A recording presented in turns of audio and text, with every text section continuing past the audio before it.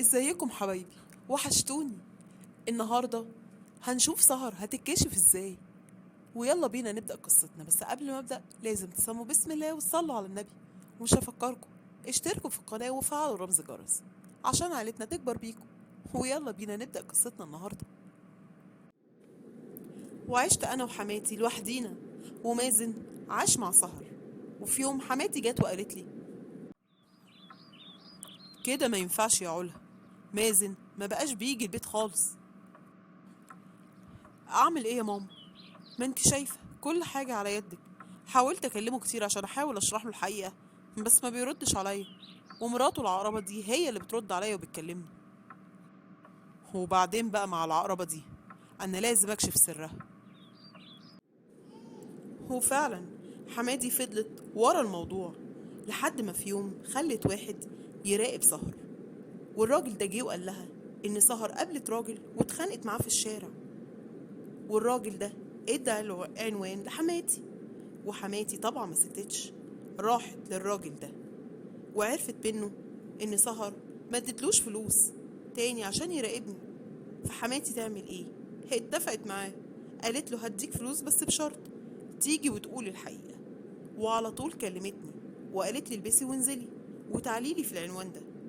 ورحت. تصدقوا طلع مين؟ عنوانه مازن ومراته. وطلعنا وخبطنا، وفتحت لنا سهر وقالت: ايه ده؟ حماتي؟ اهلا، خطوة عزيزة. هو علا كمان؟ خير، عايزين ايه؟ ايه ده؟ امي؟ خير.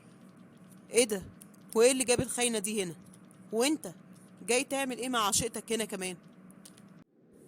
ولسه سهر جاية تتكلم، لقيت حماتي لفت لها ونزلت بالقلم على وشها، وقالت للراجل اتكلم بعد ما عرفت الحقيقة.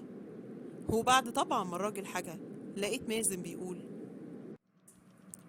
ياه، انت اللي تعملي كل ده يا زبالة؟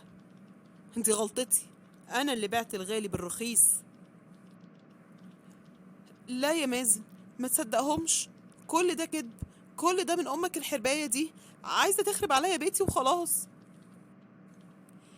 انت لسه تكدبي؟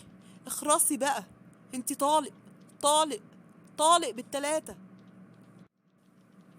انا اسف يا علا، سامحيني، انا غلطت فيكي وفي امي، وربنا عاقبني. انا اسف. هو الكل راجل، بلاش تبيع الغالي وتشتري الرخيص. حافظ على مراتك، ام عيالك، اللي وقفت جنبك من اول يوم وسندتك. مش اول ما ربنا يكرمك تبيعها وتروح تشتري الرخيص. لا، حافظ عليها وحافظ على الغالي. وبكده خلصت قصتنا، بس لسه حكايتنا ما انتهتش. استنوني في قصة جديدة. بحبك قوي.